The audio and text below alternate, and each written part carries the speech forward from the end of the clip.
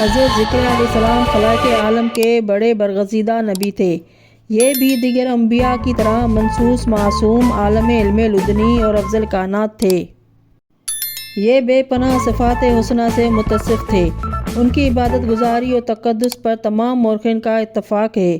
مورخ طبری لکھتا ہے کہ وہ اس زمانے میں سطح ارضی پر سب سے بڑے عابد تھے۔ ان کے زمانے میں عبادت گزاری کا بڑا چرچا تھا۔ صرف بیت المقدس میں 1000 عابد اپنے فرائض کے انجام دہی میں مشغول رہتے تھے۔ حضرت ذکریا علیہ السلام کا نسب نامہ یہ ہے۔ امام سلبی لکھتے ہیں کہ حضرت ذکریا علیہ السلام کا سلسلہ نسب یہ ہے: ذکریا بن یوحنا بن اون بن مسلم بن صدوق بن یحان بن داؤد بن سلیمان بن مسلم بن صدیقہ بن ناجور بن صدوم بن صفا ساتین بن رابعہ بن رحیم بن سلیمان بن داؤد علیہ السلام۔ مورخ عربی نے حضرت ذکریا علیہ السلام کے والد کا نام بازان لکھا ہے۔ حضرت ذکریا علیہ السلام کی زوجہ کا نام امام سلبی کا بیان ہے کہ یہ عائشہ حضرت مریم علیہ السلام کی خالہ تھیں۔ وہ لکھتے ہیں کہ ایک شخص ناکوز نامی تھا۔ اس کی 2 لڑکیاں تھیں، ایک کا نام عائشہ تھا، دوسری کا نام حنا تھا۔ اول عائشہ حضرت ذکریا علیہ السلام سے بیاہی تھی اور دوسری حنا حضرت عمران کے عقد میں تھی۔ عائشہ سے یحییٰ اور حنا سے مریم کی تولید ہوئی تھی۔ امام سلبی کے بیان کے مطابق حضرت ذکریا علیہ السلام جناب مریم علیہ السلام کے خالو قرار پاتے ہیں۔ جناب مریم علیہ السلام کی ولادت کے بعد مریم کی ماں ان کو ایک سفید کپڑے میں لپیٹ کر بیت المقدس پہنچی اور انہیں اپنی نظر کے مطابق بیت المقدس میں چھوڑنے کا فیصلہ کیا۔ جب وہاں پہنچی تو اپنی خواہش کا اظہار کیا اور وہاں کے علماء زہداء نے کہا کہ یہ لڑکی ہے، ہم اسے اپنے پاس رکھنے کے لیے تیار نہیں ہیں، کیونکہ ایسا کبھی نہیں ہوا کہ لڑکی نظر میں قبول کی گئی ہو۔ یہ سن کر حنا نے کہا کہ میں نے بس یہ سمجھ کر نظر مانی تھی کہ میرے بطن میں لڑکا ہے، لیکن اب جب کہ یہ پیدا ہوئی ہے تو لڑکی ہے، میں اپنی نظر کے مطابق اس کو یہاں چھوڑوں گی۔ مگر ان لوگوں نے اس لڑکی کے قبول کرنے سے انکار میں اصرار کیا تو جناب حنا نے کہا کہ خدا نے مجھے خواب میں حکم دیا ہے کہ میں لڑکے کے بجائے لڑکی اس کو نظر میں چھوڑوں، اس لیے اب تم عذر کا کوئی حق نہیں رکھتے۔ اس پر وہاں کے علماء اور زہداء نے لڑکی کو قبول کر لیا، لیکن اس کے ساتھ یہ مسئلہ بھی اٹھ کھڑا ہوا کہ اس کی پرورش کون کرے گا۔ ہر ایک یہ چاہتا تھا کہ پرورش کی ذمہ داری میرے سپرد کی جائے۔ بالآخر قرعہ اندازی کی نوبت آئی اور فیصلہ ہوا کہ تمام کاتبان توریت اپنے اپنے قلم لے کر دریا پر چلے، جن کی تعداد کثیر تھی۔ وہ سب دریا پر پہنچے، اصول کے مطابق سب نے اپنے اپنے قلم دریا میں ڈالے اور طے یہ ہوا کہ جس کا قلم پانی میں کھڑا رہے گا وہی اس بچی کی کفالت کرے گا۔ چنانچہ سب کے قلم دریا میں ڈوب گئے، مگر حضرت ذکریا علیہ السلام کا قلم نہ ڈوبا اور کھڑا رہا۔ بالآخر حضرت مریم علیہ السلام انہی کے سپرد کر دی گئی اور انہوں نے پورے انہماک اور توجہ کے ساتھ ان کی پرورش شروع کر دی اور نہایت خوبصورتی سے ان کو پالا۔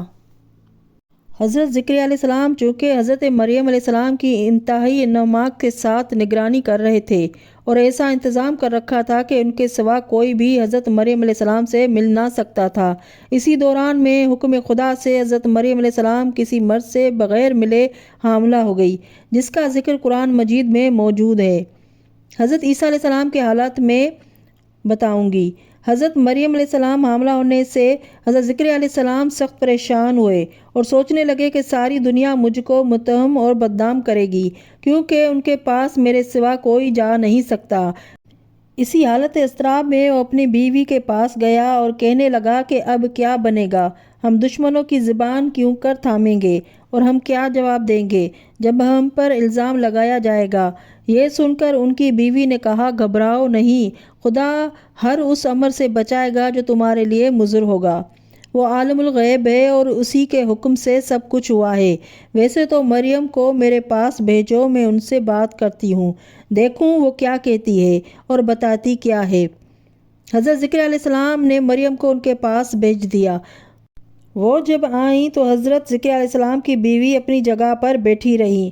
حضرت یحییٰ علیہ السلام جو کہ بدن مادر میں تھے بولے، مادر گرامی ان کی تعظیم کرو، یہ بہترین زنان عالم ہے اور ان کے بطن میں کائنات عالم کا عظیم نبی ہے۔ یہ سن کر وہ تعظیم کے لیے اٹھی کھڑی ہوئیں اور ان کو ان کی عظمت کا پورا اطمینان ہو گیا۔ انہوں نے حضرت ذکریہ علیہ السلام کو بھی پورے طور پر مطمئن کر دیا اور انہیں تسلی دے دی۔ حضرت یحییٰ علیہ السلام نے بدن مادر سے حضرت عیسیٰ علیہ السلام کی تصدیق کر کے حضرت ذکریہ علیہ السلام سے الزام کو صاف کر دیا تھا اور اب بدنامی کی کوئی گنجائش نہ تھی، لیکن شیطان جو مومنوں کا ازلی دشمن ہے وہ ان کے پیچھے لگا رہا اور ان کو بدنام کرتا رہتا تھا، اور نہ صرف انفرادی طور پر بلکہ اجتماع میں بھی ان کے خلاف آواز بلند کرتا رہتا تھا، یہاں تک کہ بنی اسرائیل کے ذہنوں کو اس نے موڑ دیا اور انہیں حضرت ذکریہ علیہ السلام کے بارے میں یقین دلا دیا، جس سے وہ لوگ یکسر حضرت ذکریہ علیہ السلام کے مخالف ہو گئے۔ ان لوگوں نے فیصلہ کر لیا کہ انہیں قتل کر دیا جائے۔ منصوبہ قتل بنا کر ایک جم غفیر نے حضرت ذکریہ علیہ السلام پر یورش کر دی۔ انہوں نے جب اپنی جان جوخم میں دیکھی اور امر مفقود پایا تو کسی طرح گھر سے برآمد ہو کر جنگل کی طرف نکل گئے۔ دشمن چوکے تعاقب میں تھے، اس لیے انہوں نے ایک لمبی چوڑی درخت سے پناہ مانگی۔ اس نے بقدرت خدا آغوش پھیلا دی اور کہا کہ اندر آ جائیے۔ چنانچہ وہ اس درخت کے شگاف میں چلے گئے۔ وہ بدستور سالم ہو گیا۔ شیطان جو پیچھے لگا ہوا تھا اس نے ان لوگوں سے کہا کہ ذکریہ اسی درخت کے اندر ہے، لہٰذا اسے آرے سے چیر دو۔ چنانچہ ان لوگوں نے درخت کے تنے کو آرے سے چیر کر 2 ٹکڑے کر دیا اور حضرت ذکریہ علیہ السلام شہید ہو گئے۔ انا للہ و انا الیہ راجعون۔ شہادت کے وقت ان کی عمر 100 سال سے زائد تھی۔